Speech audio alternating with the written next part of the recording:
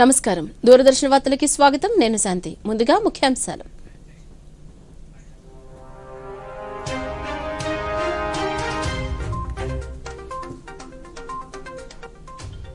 నేడు భారత పూర్వ రాష్ట్రపతి సర్వేపల్లి రాధాకృష్ణన్ జయంతి దేశానికి ఆయన చేసిన సేవలను స్మరిస్తూ ఘనంగా నివాళులు జాతీయ ఉపాధ్యాయ దినోత్సవాన్ని పురస్కరించుకుని శుభాకాంక్షలు తెలిపిన రాష్ట్రపతి ఉపరాష్ట్రపతి ప్రధాని విద్యార్థుల భవిష్యత్తును తీర్చిదిద్దేందుకు ఉపాధ్యాయులు నిరంతరం శ్రమిస్తారన్న రాష్ట్రపతి ద్రౌపది ముర్ము మన భవిష్యత్తును నిర్మించడంలో కళలను ప్రేరేపించడంలో ఉపాధ్యాయుల పాత్ర కీలకమన్న ప్రధాని మోదీ ఉపాధ్యాయ దినోత్సవం సందర్భంగా శుభాకాంక్షలు తెలిపిన రాష్ట్ర గవర్నర్ ఎస్ అబ్దుల్ నజీర్ ఉపాధ్యాయులు సమాజానికి మూల స్తంభాలని వెల్లడి విద్యారంగంలో రాష్ట్ర ప్రభుత్వం విప్లవాత్మక మార్పులు చేస్తోందన్న ముఖ్యమంత్రి వైఎస్ జగన్మోహన్ రెడ్డి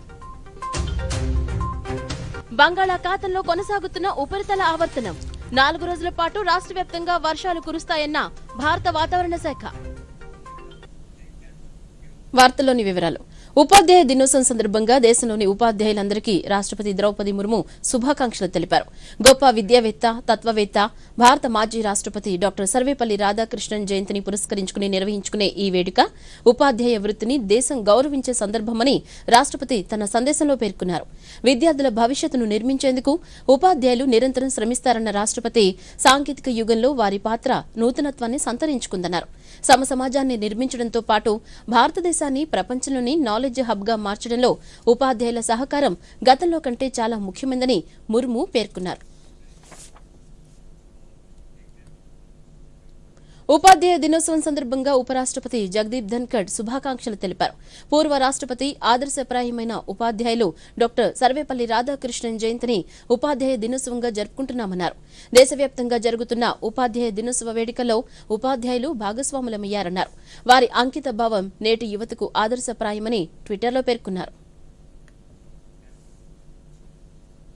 ఉపాధ్యాయ దినోత్సవం సందర్భంగా ఉపాధ్యాయులకు ప్రధానమంత్రి నరేంద్ర మోదీ గౌరవ వందనం చేశారు. భావితరాలను తీర్చిదిద్దడానికి అంకితమైనందుకు వారిని అభినందించారు. ఉపాధ్యాయుల ప్రభావం విద్యార్థులపై గొప్పగా ఉంటుందన్నారు. పూర్వ రాష్ట్రపతి డాక్టర్ సర్వేపల్లి రాధాకృష్ణన్ జయంతి సందర్భంగా ఆయనకు నివాళులర్పించారు. సామాజిక మాధ్యమం ట్విట్టర్ వేదికగా ప్రధాని ఉపాధ్యాయులకు శుభాకాంక్షలు తెలిపారు. మన భవిష్యత్తును నిర్మించడంలో, కళల్ని ప్రేరేపించడంలో వారు ప్రముఖ పాత్ర పోషిస్తారన్నారు. వారి అంకిత భావానికి గౌరవ వందనం చేద్దామని నరేంద్ర మోదీ పేర్కొన్నారు. ఈ సందర్భంగా నిన్న ఉపాధ్యాయులతో ప్రధాని జరిపిన సంభాషణకు సంబంధించిన వీడియో క్లిప్ ను ఈ ట్వీట్ కు జత చేశారు. ఉపాధ్యాయ దినోత్సవం సందర్భంగా జాతీయ ఉత్తమ ఉపాధ్యాయ పురస్కార గ్రహీతలతో ప్రధానమంత్రి నరేంద్ర మోదీ ఢిల్లీలో నిన్న భేటీ అయ్యారు. ఈ కార్యక్రమంలో కేంద్ర విద్యాశాఖ మంత్రి ధర్మేంద్ర ప్రధాన్ కూడా పాల్గొన్నారు. ఈ సందర్భంగా ప్రధాని ఉపాధ్యాయులను ఉద్దేశించి మాట్లాడుతూ నూతన విద్యా విధానం అమలులో ఉపాధ్యాయులు ప్రధాన భూమికను పోషిస్తున్నారన్నారు. పలు అంశాలపై మోదీ వారితో ముచ్చటించారు.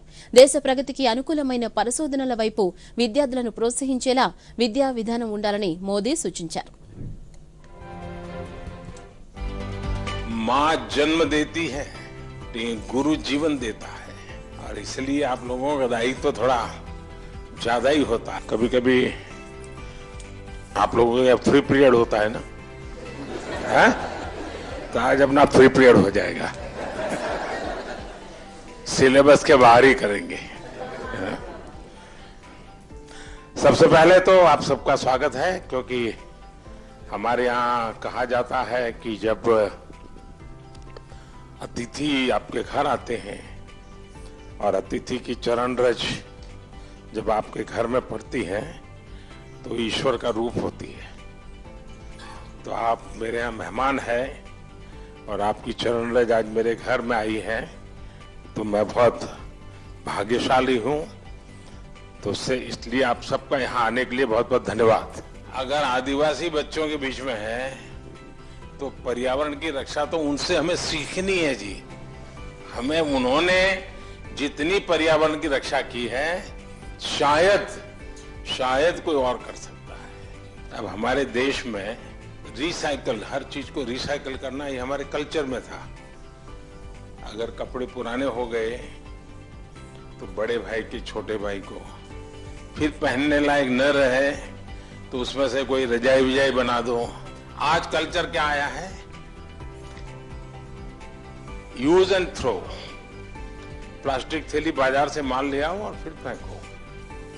तो हमने हर लोगों को समझाना है कि भाई अपने जीवन को कैसे बने। ఉపాధ్యాయ దినోత్సవాన్ని పురస్కరించుకుని రాష్ట్ర గవర్నర్ ఎస్ అబ్దుల్ నజర్ ఉపాధ్యాయులకు శుభాకాంక్షలు తెలిపారు. గొప్ప వ్యక్తిత్వానికి, జీవితంలో ఉన్నత నైతిక విలువల కోసం నిలబడిన ఆదర్శప్రాయమైన విద్యావేత్త, పండితుడు, తత్వవేత్త, రచయిత, రాజనీతిజ్ఞుడు, పూర్వ రాష్ట్రపతి, భారతరత్న డాక్టర్ సర్వేపల్లి రాధాకృష్ణన్కు నివాళులర్పిస్తున్నట్లు గవర్నర్ పేర్కొన్నారు.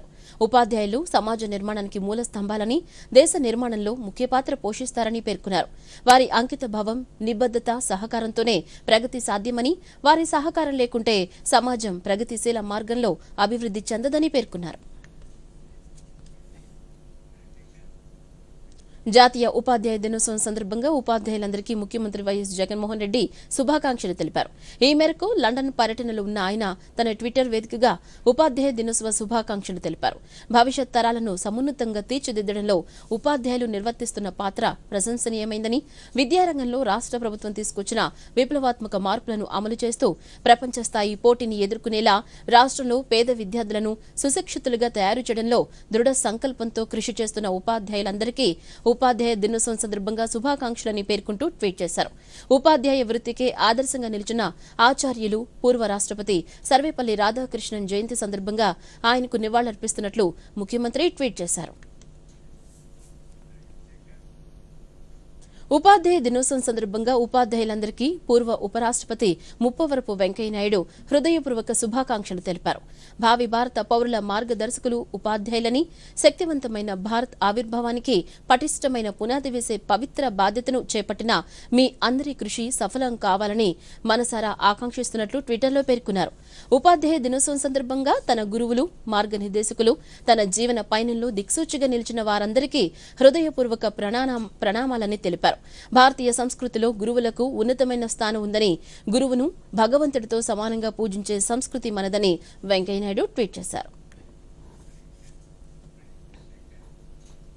ఉపాధ్యాయుడిగా, తత్వవేత్తగా, రచయితగా, రాజనీతిజ్ఞుడిగా భారతీయ తత్వాన్ని ప్రపంచానికి చాటిన బహుముఖ ప్రజ్ఞాశాలి పూర్వ రాష్ట్రపతి డాక్టర్ సర్వేపల్లి రాధాకృష్ణన్ జయంతి రోజును ఉపాధ్యాయ దినోత్సవంగా జరుపుకుంటున్న వేళ ఆ మహనీయుని స్మృతికి నివాళులర్పిస్తున్నట్లు తెలుగుదేశం పార్టీ అధినేత నారా చంద్రబాబు నాయుడు పేర్కొన్నారు. సమాజ వికాసంలో ముఖ్య భూమిక పోషిస్తూ జీవితాన్ని బోధనకు అంకితం చేసి రాబోయే తరాలను ఉన్నతంగా తీర్చిదిద్దుతున్న గురువులందరికీ ఉపాధ్యాయ దినోత్సవ శుభాకాంక్షలని పేర్కొంటూ ట్వీట్ చేశారు. రాష్ట్రంలో పరిశ్రమల్లో విద్యుత్ వినియోగాన్ని 30% కుదించడాన్ని రాష్ట్ర బీజేపీ అధ్యక్షులు దగ్గుపాటి పురంధరేశ్వరి తీవ్రంగా ఖండించారు. విజయవాడలో ఈరోజు ఆమె మీడియాతో మాట్లాడుతూ రాష్ట్రంలో విద్యుత్ సంస్థలు విద్యుత్ వాడకంపై ఆంక్షలు విధించడం సరైన పద్ధతి కాదన్నారు. విద్యుత్ కోతలపై పదే పదే మాటలు మారుస్తున్నారని పేర్కొన్నారు. గ్రామీణ ప్రాంతాల్లో సైతం విద్యుత్ కోతలు విధిస్తున్నారన్నారు. మెట్ట ప్రాంతాల్లో వ్యవసాయం చేస్తున్న రైతులు అప్రకటిత విద్యుత్ కోతలతో ఆందోళన వ్యక్తం చేస్తున్నారని పురంధరేశ్వరి అన్నారు. సోలార్ పవర్, విండ్ పవర్ అందుబాటులోకి తీసుకొచ్చే అవకాశం ఉన్నా ప్రభుత్వం చర్యలు తీసుకోవడం లేదని ఆమె ఆగ్రహం వ్యక్తం చేశారు. Same time, the utilization of power was about 205 million units, but this year the utilization of power has increased. The utilization of power has increased to around 240 million, which means there is a 28% rise in the use of power in the state of Andhra Pradesh. But the state government had estimated that the power utilization would only go up by 10 to 12%.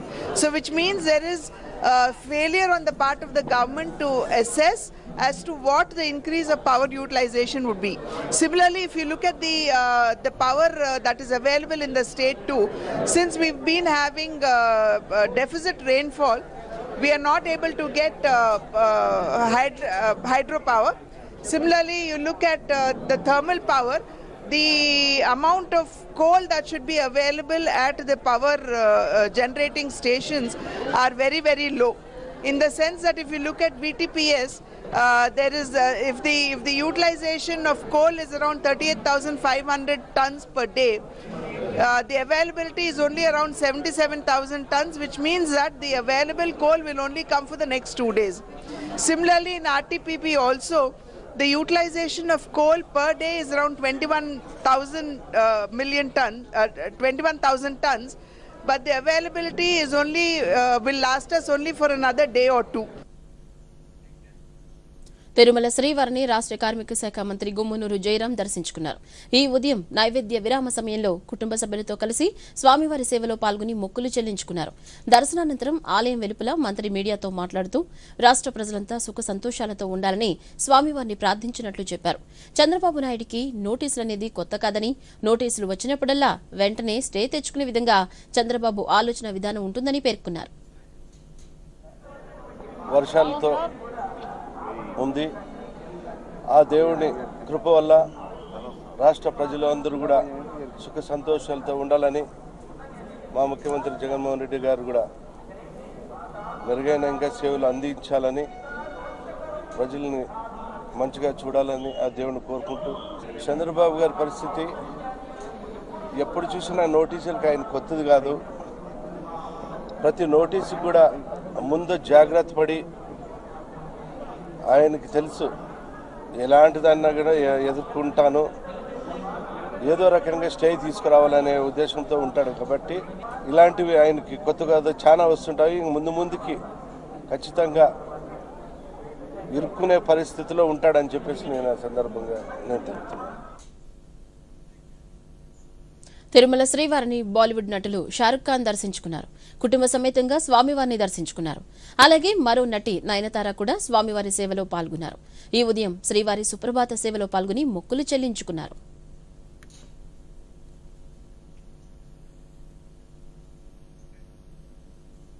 రాష్ట్ర స్థాయి ఉత్తమ ఉపాధ్యాయ అవార్డుకు ఎంపిక కావడంతో తనపై మరింత బాధ్యత పెరిగిందని అవార్డుకు ఎంపికైన ప్రమీలా కుమారి తెలిపారు. చిత్తూరు జిల్లా యాదమరి మండలం సిద్ధారెడ్డిపల్లె ప్రభుత్వ పాఠశాలలో పనిచేస్తున్న ఎస్జీటీ ప్రమీలా కుమారి రాష్ట్ర స్థాయి ఉత్తమ ఉపాధ్యాయ అవార్డుకు ఎంపికై నేడు అవార్డు అందుకోనున్నారు. ఈ సందర్భంగా ఆమె మాట్లాడుతూ తాను పనిచేసిన పాఠశాలలో విద్యార్థుల సంఖ్య పెంచడంతో పాటు దాతల సహకారంతో విద్యా సామాగ్రిని సమకూర్చి విద్యార్థులకు అందజేయడంతో పాటు కార్పొరేట్ స్కూళ్లలో చదివే వాతావరణాన్ని కల్పించాలని పేర్కొన్నారు. ప్రస్తుతం పనిచేస్తున్న పాఠశాలలో 6 విద్యార్థుల నుంచి 50 మంది విద్యార్థుల వరకు అడ్మిషన్లు పెంచగలిగానని చెప్పారు. తల్లిదండ్రులతో మాట్లాడి, గ్రామస్తులతో మాట్లాడి పిల్లల యొక్క నమోదుని 24 పెంచడం జరిగింది. తర్వాత సింగిల్ టీచర్ ఉన్న పాఠశాల డబుల్ టీచర్గా అక్కడ అవడం జరిగింది. అలాగా పిల్లల్లో బెల్టు, షూలు, టై, ఐడి కార్డులు ఇలాగా దాతల సహకారంతో పిల్లలకి తీసివ్వడం వల్ల వాళ్ళు కాన్వెంట్కి వెళ్ళే ఆనందము, ఉత్సాహం పిల్లల్లో కలిగించాము. అందువల్ల మిగతా గ్రామస్తులు కూడా పిల్లల యొక్క డిసిప్లైన్ని చూసి పాఠశాలలో నమోదు చేయడం జరిగింది. పిల్లలతో ఎక్కువ అదనపు సమయం గడపడం వల్ల పిల్లల యొక్క నమోదును పెంచారు, వాళ్ళ స్థాయిని కూడా పెంచాము. తిరుపతి జిల్లా శ్రీకాళహస్తిలోని గురుకుల పాఠశాలలో రాష్ట్ర food commission chairman Vijay Pratap Reddy ఆకస్మిక తనిఖీలు నిర్వహించారు. ఆరోగ్య ఆంధ్రప్రదేశ్ కోసం మంచి ఆహారాన్ని అందరికీ అందే విధంగా కమిషన్ పర్యవేక్షణ చేస్తున్నట్లు తెలిపారు. రాష్ట్ర ప్రభుత్వం చేపడుతున్న సంస్కరణలతో విద్యార్థులకు మంచి ఆహారం లభిస్తుందన్నారు. విద్యార్థులతో స్వయంగా మాట్లాడిన ఆయన వారి నుంచి ఫిర్యాదులను స్వీకరించారు. ఈ కేంద్ర రాష్ట్ర ప్రభుత్వాలు ఇస్తున్న ఉచిత ఆహారానికి భద్రత కల్పిస్తామండి. చాలా మంది ఫుడ్ ఉంది కదా అని ఎక్కడెక్కడ హోటళ్ళు, డాబాలు, ఆ రెస్టారెంట్లు లేకుంటే కన్నా ఇవన్నీ చూడరా మీరు అని చెప్పి చాలా మంది అదొక ప్రశ్నార్థకమైన ప్రశ్న. ఎందుకంటే చాలా మందికి తెలియదు. నేషనల్ ఫుడ్ సెక్యూరిటీ యాక్ట్ 2013 లోబడి ఏపీ స్టేట్లో ఈ ఫుడ్ కమిషన్ అనేది పనిచేస్తా ఉంది. ముఖ్యంగా 4 లైన్ డిపార్ట్మెంట్స్ లోనే మాకు పవర్స్, ఒక శానిటరీ, మేము ఒక క్వాషీ జ్యుడిషియల్ పోస్ట్ అండి. ఇది ఈ ఒక న్యాయబద్ధకమైన పాక్షిక న్యాయ వ్యవస్థకు సంబంధించి మేము పనిచేస్తూ ఉంటాం. మన హాస్టల్స్లో, రేషన్ షాప్స్లో, స్కూల్స్లో, అలాగే అంగన్వాడీలో కేంద్ర ప్రభుత్వం ఇస్తున్న పిఎం మాతృవందన యోజన అని చెప్పేసి మొదటి డెలివరీకి 5,000 రూపాయలు ఇస్తుంది. రెండవ డెలివరీకి గర్ల్ బేబీ అయితే కన్నా 6,000 ఇస్తుంది. ఈ పథకాలకు సంబంధించే మేము పనిచేస్తాం. మిగతా ఫుడ్ కమిషన్ అనేది ఎక్కడంటే ఏమంటే అవన్నీ పనిచేయదు. హాస్టల్స్లో మెనూ ప్రకారం మంచిగా వడ్డిస్తున్నారా లేదా, రుచికరంగా చేస్తున్నారా లేదా, జగనన్న గోరుముద్ద మధ్యాహ్న భోజన పథకం సక్రమంగా సాగుతుందా లేదా, అలాగే అంగన్వాడీ వ్యవస్థలో లాక్టేటింగ్ అండ్ ప్రెగ్నెంట్ లేడీస్ కు సంబంధించి ఆ టేక్ హోమ్ రేషన్స్ సరైనంగా ఇస్తున్నారా లేదా, అక్కడికి వచ్చే పిల్లలకు భోజనాలు సక్రమంగా పెడుతున్నారా లేదా, ఏమన్నా లోటుబాట్లు ఉన్నాయా, అలాగే రేషన్ బియ్యం ఆటోల ద్వారా కానీ మన రేషన్ షాపుల ద్వారా కానీ ఎమ్మెల్యేస్ పాయింట్ ఏమన్నా ప్రాబ్లమ్స్ ఉన్నాయా, సక్రమంగా వినియోగదారులకు చేరుతున్నాయా లేదా అనే విషయాల మీద మేము తనిఖీలు చేస్తాం. G20 శిఖర సమ్మేళనంలో సాంకేతిక డిజిటల్ ఎకానమీపై ప్రత్యేక చర్చా కార్యక్రమాన్ని నిర్వహించనున్నట్లు కేంద్ర ఐటీ శాఖ సహాయ మంత్రి రాజీవ్ చంద్రశేఖర్ అన్నారు. ఢిల్లీలో ఆయన మీడియాతో మాట్లాడుతూ ఈ కార్యక్రమంలో digital public infrastructure, cyber security, digital economy, digital skills పై చర్చించనున్నట్లు వివరించారు. ప్రధానమంత్రి నరేంద్ర మోదీ అధికారంలోకి వచ్చిన తర్వాత దేశాన్ని డిజిటల్ విధానంలోకి మార్చడంలో విజయవంతమయ్యారని మంత్రి వివరించారు. That shaped or that were in the agenda of the digital economy ministers meetings. The first one being the digital public infrastructure, second cyber security in the digital economy, and the third digital skills. Digital public infrastructure in particular, I think it is a very safe thing to say today that there has been for the first time ever a global consensus and what ought to be the definition, the framework and the principles of digital public infrastructure. From the Indian context, as you are aware, our Prime Minister launched this intense digitalization process way back in 2015 with the launch of Digital India. And India has seen several DPIs that have been created. And I can safely say that the DPI conversations today that are being held across the world and have in a sense being amplified by these G20 conversations is an exciting conversation, has gained momentum in the context of this presidency, Indian presidency of the G20. India is now a case study, a nation that has employed and deployed technological tools for progress and growth. And this is increasingly being seen by countries that have lagged behind as a way to follow India's lead, taking the India DPI, an open source digital infrastructure, and using this to create the same impact that India has. We have further, in these G20 conversations, understood how the DPI is a powerful mechanism of inclusion, especially for countries of the global south. And one of the aspects that has been discussed is mobilizing finance for DPIs and helping countries that have lagged behind in the digitization process to also get a leg up and move ahead. India in particular has already signed 8 MOUs where the India stack and the India DPI will be made available free of cost, open source for countries that have signed the MOUs to implement in their own countries and to create their own ecosystems of innovation and developers that support their DPIs. శని ఆదివారాల్లో ఢిల్లీలో జరగనున్న G20 summit ఏర్పాట్లు వేగంగా జరుగుతున్నాయి. ప్రభుత్వ సంస్థలు, పౌర సంస్థలు, భద్రతా సంస్థల వరకు ఈ గ్లోబల్ ఈవెంట్ ను ప్రతిష్టాత్మకంగా నిర్వహించేందుకు ఏర్పాట్లు చేస్తున్నారు. సమావేశం జరిగే ప్రదేశం, పరిసర ప్రాంతాలలో విగ్రహాలు, పౌరాణిక చిత్రాలు, ఫౌంటైన్లపై కుడ్య చిత్రాలు, సభ్య దేశాల జాతీయ జంతువుల శిల్పాలను చిత్రీకరించారు. ముఖద్వారం కాంతితో స్మారక చిహ్నాలను వెలిగించడంతో ఢిల్లీ నగరం వెలిగిపోతోంది. ప్రతినిధుల కోసం విమానాశ్రయంలో ప్రత్యేక ఏర్పాట్లు చేస్తున్నారు. సభా ప్రాంగణానికి ముందు ఏర్పాటు చేసిన నటరాజ విగ్రహం ప్రత్యేక ఆకర్షణగా నిలిచింది.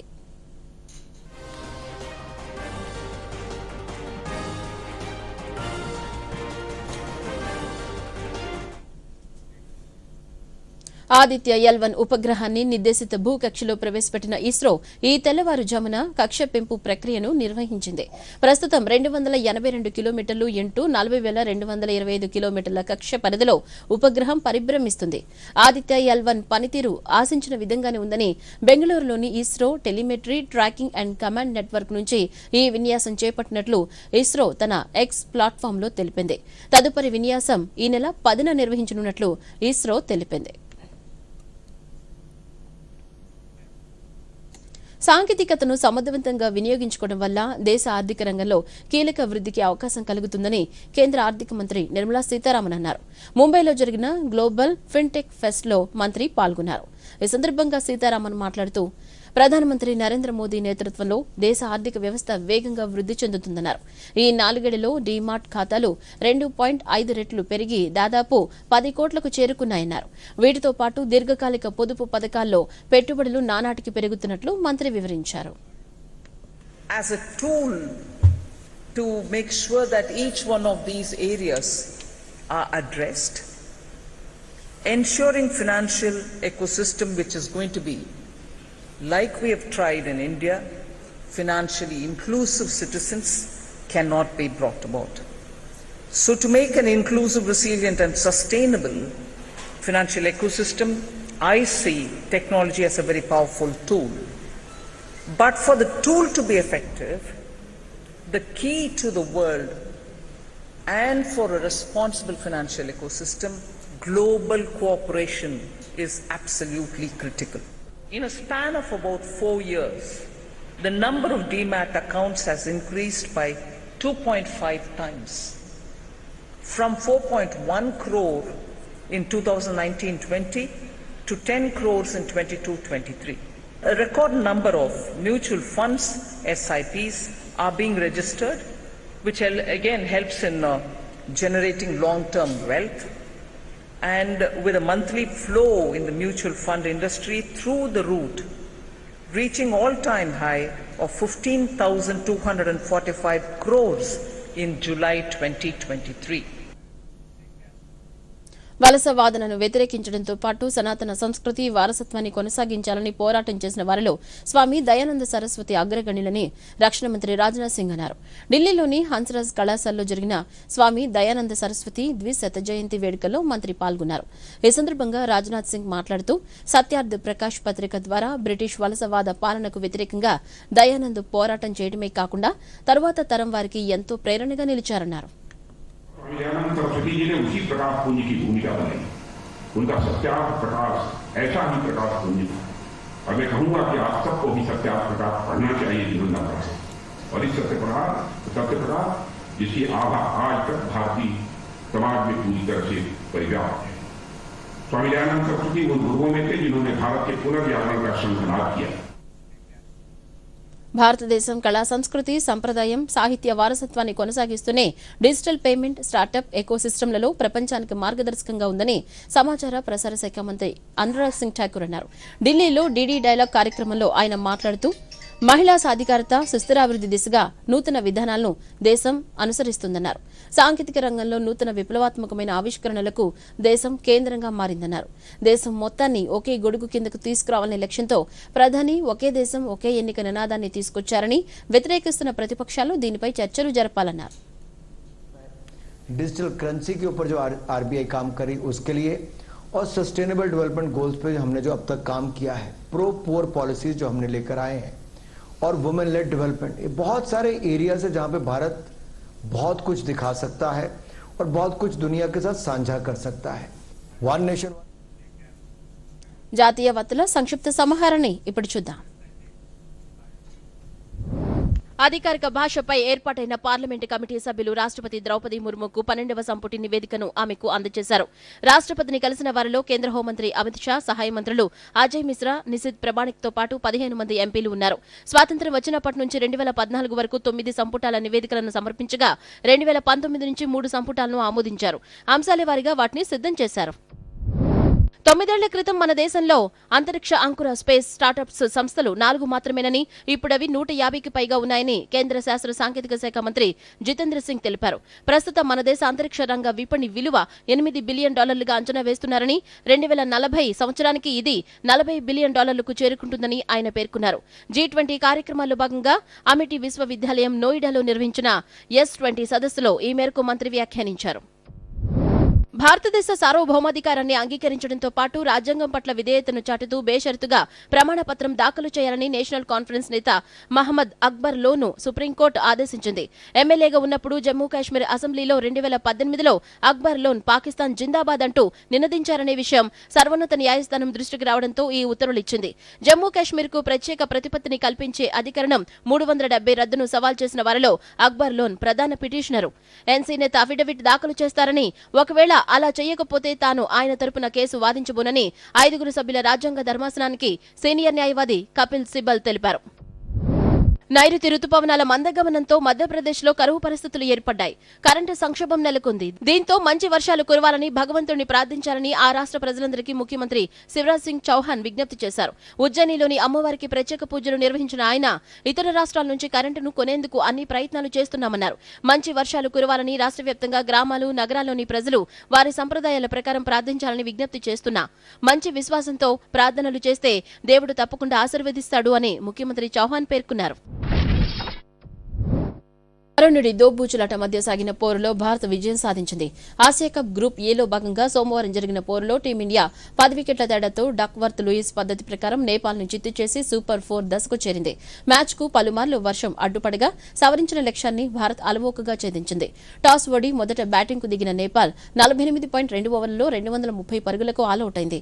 అనంతరం వర్షం కారణంగా మ్యాచ్కు అంతరాయం కలగగా సుదీర్ఘ నిరీక్షణ అనంతరం డక్వర్త్ పద్ధతిలో భారత్ విజయ లక్ష్యాన్ని 23 ఓవర్లలో 145గా నిర్ధారించారు. చేజింగ్లో ఓపెనర్లు రోహిత్ శర్మ 74 పరుగులు, శుభ్మన్ గిల్ 67 పరుగుల అజేయ అర్ధశతకాలతో కదం తొక్కడంతో టీమిండియా 20.1 ఓవర్లలో సునాయాసంగా గెలుపొందింది. రోహిత్ కు man of the match award దక్కింది. కాగా నేడు గ్రూప్ దశలో ఆఫ్ఘనిస్తాన్, శ్రీలంక జట్ల మధ్య మ్యాచ్ జరగనుంది.